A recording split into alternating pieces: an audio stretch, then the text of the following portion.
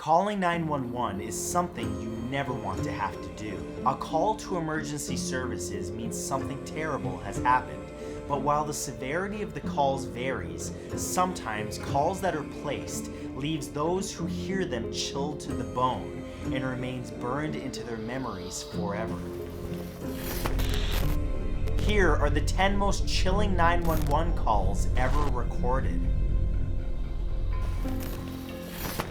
Number 10 is the sailor's final moments.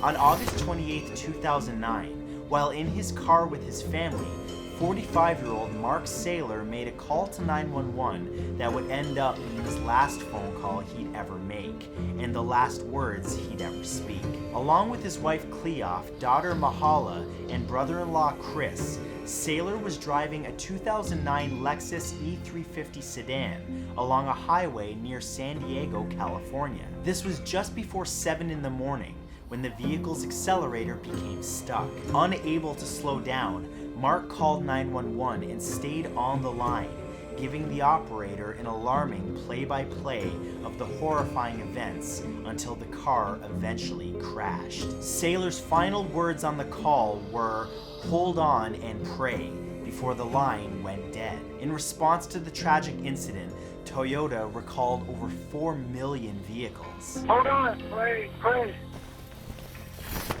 Number 9 is Please Hurry. On September 13, 2016, a dispatcher in Ashland, Ohio, received a call from an unidentified woman begging them to please hurry and whispering softly as 40-year-old Sean Gates, the man who abducted her, was asleep just a few feet away. She had managed to escape from being tied up in the bed next to him and was shaking as she could see the unconscious Gates was armed with a taser. The operator listened as the Jane Doe slowly and carefully crept from the man's room, clearly terrified of being caught. Soon after she had made her way clear, police arrived and arrested him. That woman took a big risk, but it turned out to be well worth it, as at the scene, police found the bodies of 3 other women, all of them victims of Gates. Yeah, I'm looking out of it. Tell them to come back. Hurry. She said to hurry up and come back. Number 8 is the Slender Man stabbing.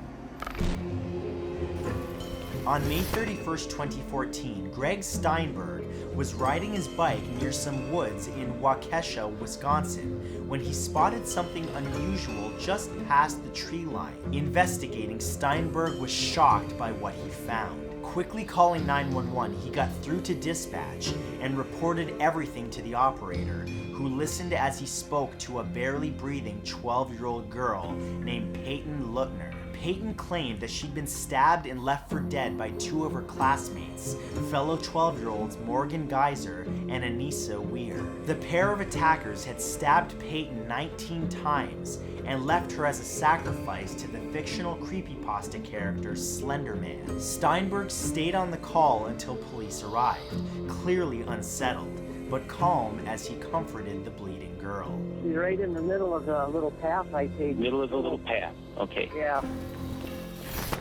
Number 7 is Checkington Sinclair's Confession.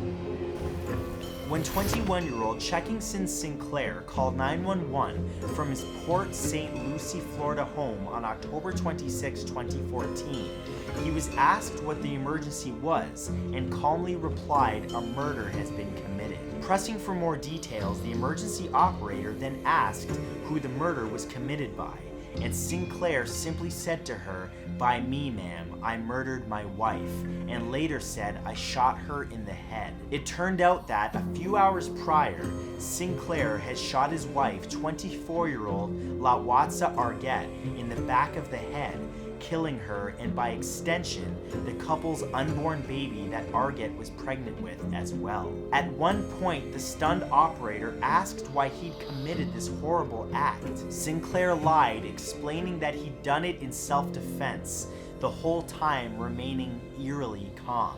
We got into an argument and she came at me with the knife. Number 6 is Michelle Wilkins' baby.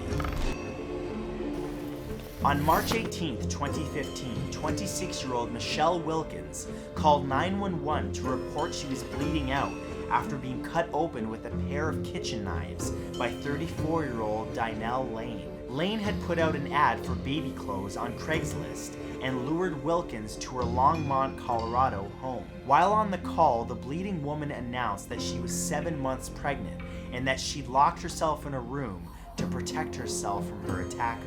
As she pleaded for help from the operator, all that they could do was listen to the horrifying story. Lane had been pretending to be pregnant for months prior to the attack and saw this as an opportunity to bring a sad end to her story. After her arrest, she received a sentence of 100 years in prison. Help. Help. Everybody's on their way, okay? Number 5 is Alex Crane's blackout.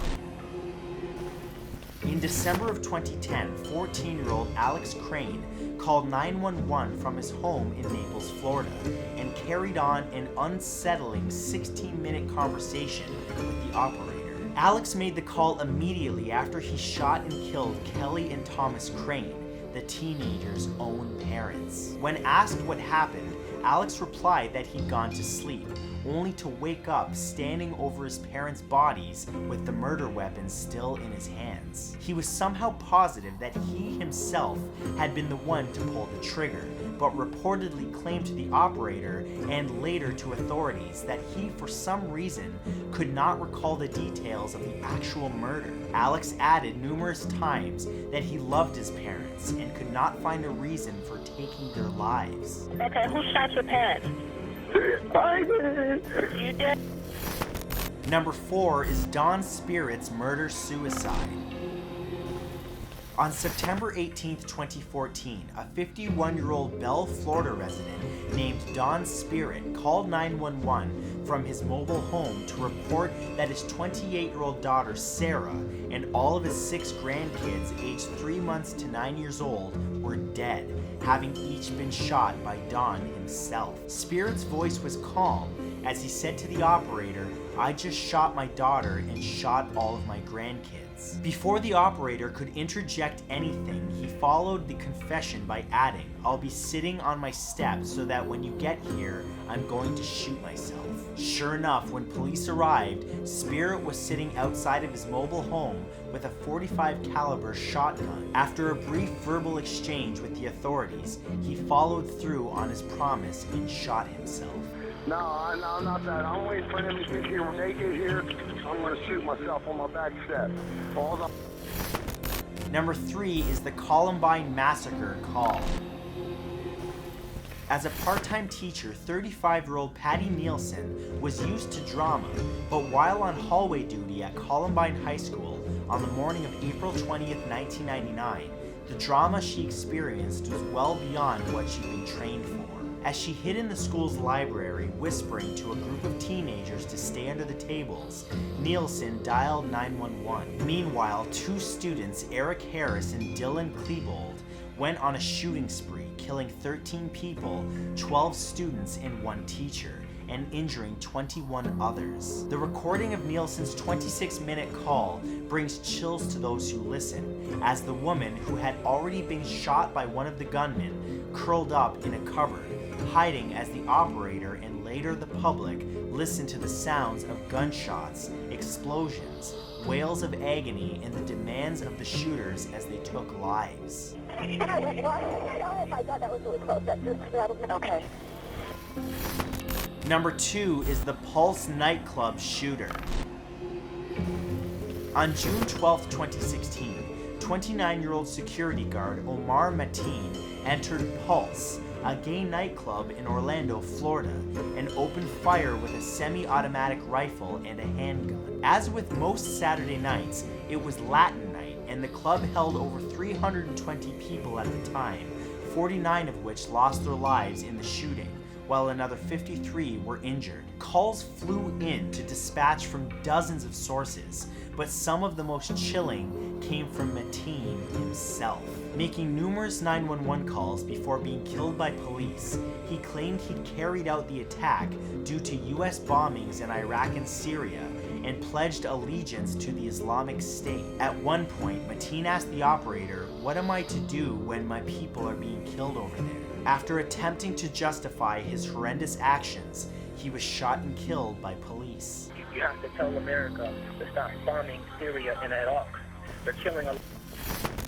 And number 1 is Kevin Cosgrove's 9/11 911 call. The September 11th, 2001 attacks shocked the entire world as people around the globe watched replays on television of 2 planes crashing headlong into the Twin Towers of the World Trade Center in New York City. Amongst the media being broadcast was a truly unsettling 911 call made by 46-year-old Kevin Cosgrove. He was vice president of claims for the Aon Corporation, who was on the 105th floor of the South Tower. This, as he desperately tried to stay alive, as the damage done by the 2 planes caused the building to collapse around 9:59 a.m. As he tried to describe where he was to the operator, a rumbling could be heard, followed by Cosgrove's screams of "Oh God, oh." Those were his last words as the phone went dead. Cosgrove's remains were later found in the rubble, just one of thousands of casualties.